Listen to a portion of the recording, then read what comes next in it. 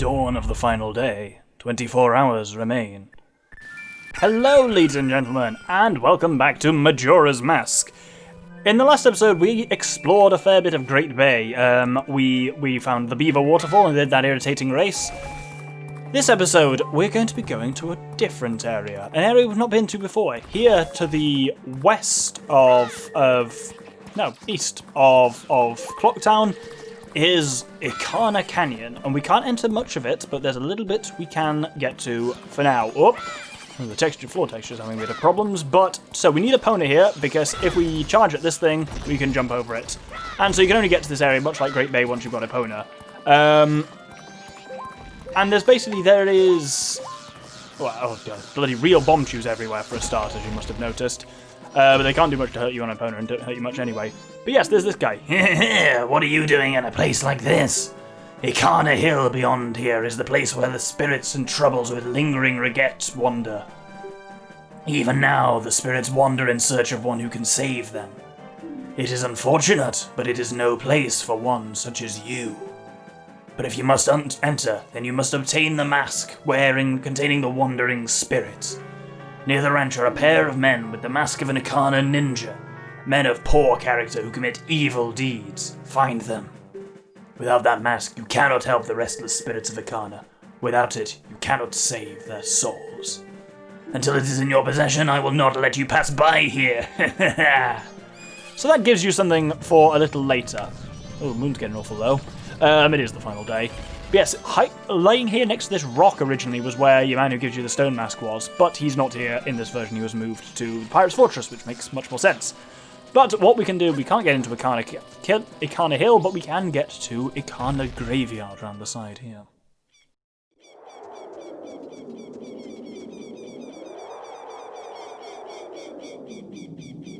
So, weirdly, we've not actually... I talk about my 5 stages stuff quite a lot. The 5 stages of grief being denial, anger, bargaining, depression, and acceptance. We've not really talked about depression and the Great Bay yet, but here in Ikana, the theme is acceptance. Which is not surprising why they have a graveyard, amongst other things, but just bear that in mind for a conversation we're about to have. We won't be back in Ikana for a while, but just, keep acceptance in your mind. Anyway, here is Dampe, the Gravekeeper. I am Dampe, the Gravekeeper who watches over this graveyard. My face is frightening, but I am not a bad person.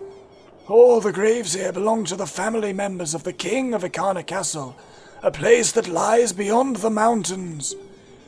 Even nowadays, the ghosts come out at night. It is a frightening graveyard. And we'll be dealing more with that in a bit as well. But here is our main goal. Ye who awaken me, battle me, then I shall extinguish the furious flame. The furious flame refers to something on fire up there, which we'll deal with in a bit. But how to awaken him? Oh, I wonder. Oh, off key.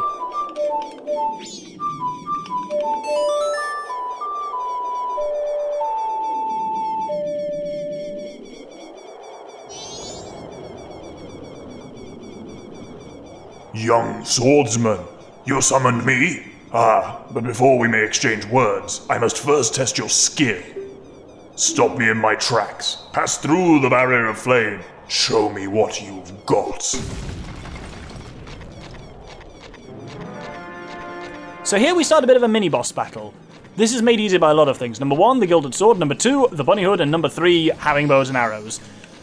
Got some Stealth Children there. Kill him and the flaming barrier falls down. He'll try and proceed ahead. You need to stop him from getting that far ahead of you. Shoot him and you can make some moves get close to him. What you need to do is get close enough to hit him with the sword, which we did there.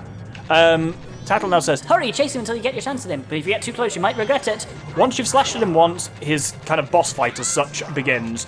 Jump attacks are your friends here, they do quite a lot of damage. If you get too far away, he'll do a weird ground pounding attack, which is not great. And it's a bit of a mad boss fight generally, but it's actually very easy. Wait, I stand down. I admit defeat.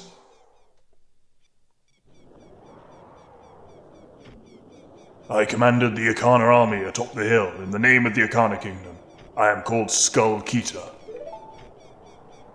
Since being shamed by loss in a battle within my kingdom, I have waited here for one to come and awaken my soul.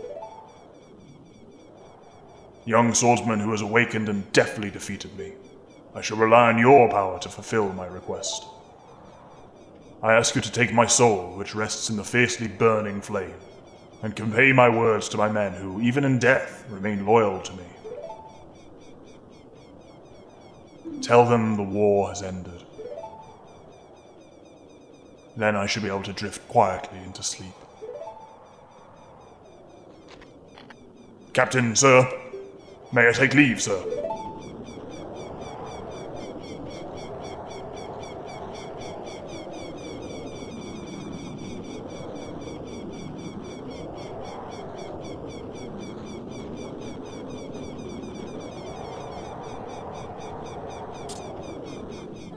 Yes, sir.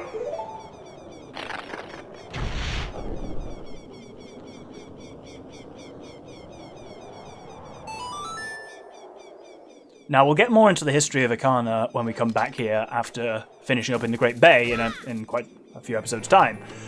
But for now, yes, acceptance. Bit of a theme here, you will find. But we're going back to Depression Land with the Captain's Hat. The ghosts of 100 soldiers swear allegiance to this symbol of authority. Basically, we're doing something now, and that's a very useful item to have while we're doing it. So, what we want to do now is head back to the first day, dawn of the first day, and head over to the Great Bay. So, our goal for today, really, is to do this building here on the left. Once we enter, you should have an idea of what kind of building it's going to be. Indeed, this is the Oceanside Spider House. It is time for yet another Spider House. What I'm doing throughout this Spider House should be fairly obvious, to the point where I'm not going to really narrate what I'm doing. Instead, it's time for me to tell a bit of a story. On the way down here, you'll see there is this one here, and there is another one over there. Other than that, I'm not going to talk through them, and I'm going to tell a bit of a story about this game.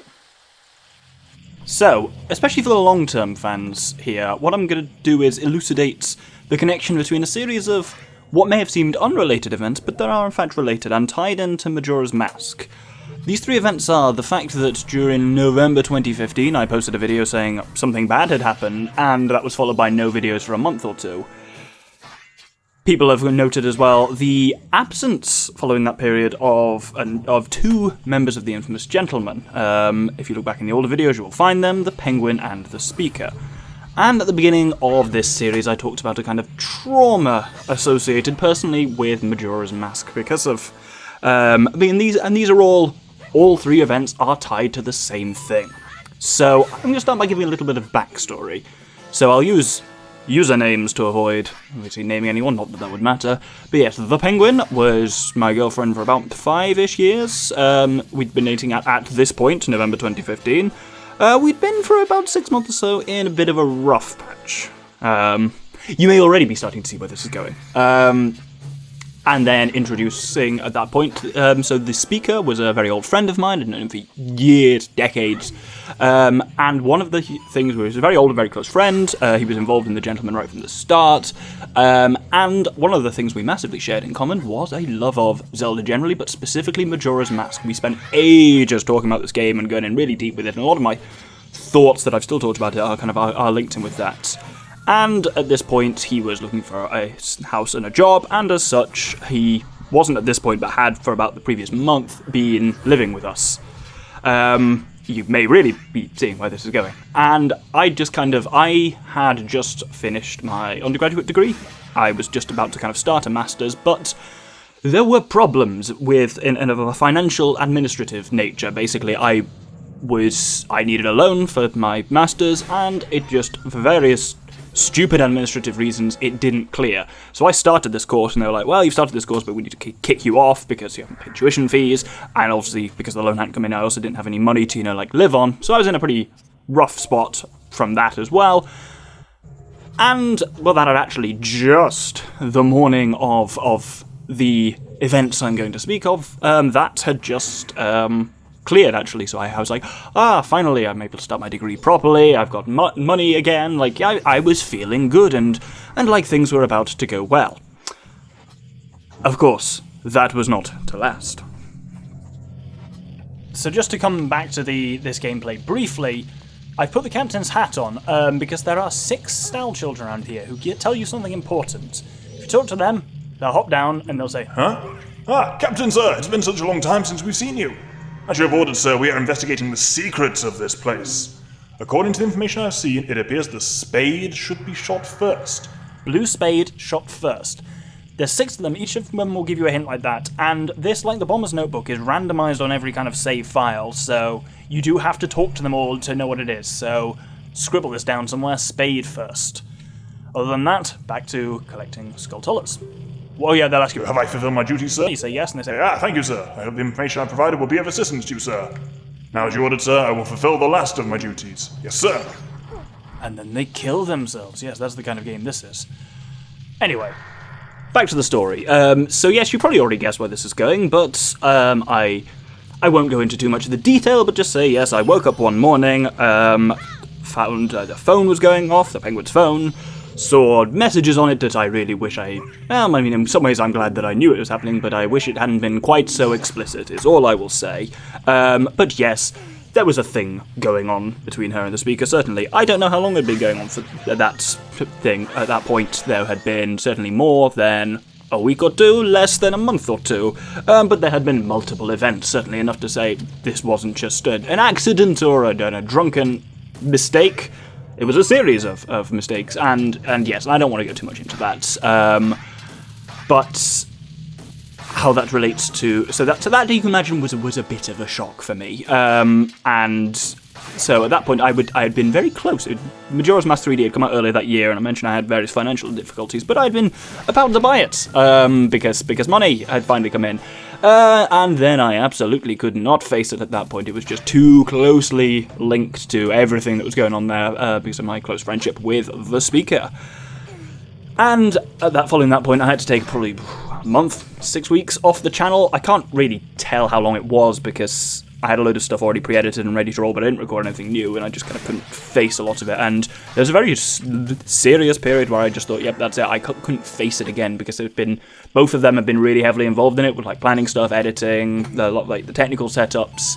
I wasn't sure whether I'd ever even start the YouTube stuff again. And I will say, at least for a happy story at this point, kind of when I came back, everyone was like, well, people were very supportive when I said I was going, and when I came back, everyone was like, oh, it's great to see you again, missed the stuff, blah, blah, blah. So that was actually genuinely really nice, and I'm so glad I did start that off again. But yes, in the aftermath of this whole cheating debacle, one of the massive problems was I then still had to live with the penguin for a further 3 months. Partly this was due to kind of contractual stuff on the flat that we shared, and partly it was due to my own financial reasons. I was just too poor to move out or anything like that. On a side note, if you ever find yourself in a remotely similar situation to this, what I did is a terrible, terrible move. No matter how grim it is financially or anything like that, if you break up with someone, especially under rough terms like this, leave. Do not continue to live with them. It's horrible for everyone. And that lasted a fair while, for about 3 months or so. We didn't have a lot of fun, as you can imagine. But then she moved out, I got a new flatmate in, then we both kind of didn't see each other for the next 6 months, even though we were living in the same city. Then before I left the city, we had a bit of a chat and a sit down, and we left on, I guess, what I would describe as kind of not hating each other terms. I wouldn't say we're friends. We haven't spoken since in the kind of 4.5 years following that. But we weren't spitting venom and hating each other. I got to the point where I understood what she'd done, but and what led to it and my role in that, but the big difference between that and saying like, hey, let's be friends again. But as for the speaker, we had no contact at all after kind of the event, let's say. Ever. I never spoke to him again, and I just could not face that in any way. But it was when I was kind of sitting down and planning this Let's Play, I realised internally and externally in a lot of ways, I've confronted all the stuff with the penguin side of things, but never really confronted so much the speaker one. And that's kind of a part of the reason that doing this Let's Play is so important to me, because partly it's reclaiming Majora's Mask. I've not been able to touch this game since because of its close associations, but it's it's kind of bringing that back as my own thing, kind of reclaiming this space, but also thinking back on the good times of something that me and the speaker very much shared very closely, and trying to make that not a terrible thing as well. Like, just because something ends badly, it doesn't mean the whole thing was bad, and that's something I've slowly come to terms with, and it's quite a hard thing for me to get my head around, the idea that, yeah, the bad doesn't invalidate the good, but equally the good doesn't just excuse the bad. There's two separate sides there. And I guess during this Let's Play I've reflected a fair bit on the idea of, like, I suppose you'd say forgiveness, and how that works, and I've kind of come to the conclusion that forgiveness is an unusual one. It's not actually something you give to someone else. More, I could see forgiveness as something you kind of work through in your own head. It's understanding why someone did what they did and being able to deal with that. It doesn't mean saying, okay, yes, we're good, we're sorted, we're back to normal now. Like, when it comes to those two, I'm done with them. They are out of my life, and they're never coming back. But the forgiveness part of it is being able to deal with that internally and kind of mentally processing what happened and why it happened, and what good stuff you can take from that, and from the good parts of that relationship and that friendship. And that's, for me, that's wrapped up in the whole kind of process of forgiveness, and is a very important and I think healthy thing to do following a let's say, not exactly fun situation. So, with that done, we've lifted the curse, but we have this final puzzle to do. If you've collected the clues, they'll be different to mine, but my order, at least I have, is spade first, heart second, diamond third, heart fourth, diamond fifth, and spade sixth. If you go back into any room, the Stell children will have respawned, so you can talk to them again if you haven't got the information. You pretty much can't work that out, you need the captain sat, and I figured since I was in here anyway, that's why I kind of went to Akana a little earlier. Anyway, open this up, and we get our reward. A reward, not the only reward from here. So we get a piece of heart, and that crosses off the Spider House mystery. You found the eerie mask's hidden treasure at the Oceanside Spider House, and it was a piece of heart. Wonderful. As for the goal for the place itself, this is slightly different to the fearful spider house in the swamp. See, they're back now. In the swamp, you just had to complete it and you'd cure the curse. This one, you have to clear it under specific circumstances. In this game, you have to clear it in the first day. In a day. You have to start it and finish it in the same day. In the original version of this game, in the N64 version, you had to do it on the first day to get this reward. Otherwise, you just don't get a reward, which is a bit shitty. And the reality of it is, especially with the inverted time, it takes usually far less than a day to complete it. So you're fine in this one. The reward is very handy, because at the top there is this bloke. I thought I heard some loud noises inside, so I came in to check it out. This place, is this some sort of underground shelter? Did you find this place? I beg you, let me have this place. Not for free, of course. I hope this will do. And he gives us a giant wallet. This thing is huge. Holds into 500 rupees. And that's wonderful to have. And I'm just glad it was something you needed. Anyhow, I won't be needing it much longer anyway. Almost like he's aware the world's going to end in 3 days. But yes, that completes the suspicious Oceanside house, which is the second of the 2 spider houses in the game. And on that note, we're going to call it there. It might be a slightly shorter episode, I don't know. But we've gone in a little bit deep and personal, and I've told a story I've needed to tell for a while. So thank you very much for watching. Next episode, we'll be going over to Zora Cape and actually finding our way over to the Great Bay Temple there you can see at the heart of the Dragonstorm. Thank you very much, and good day.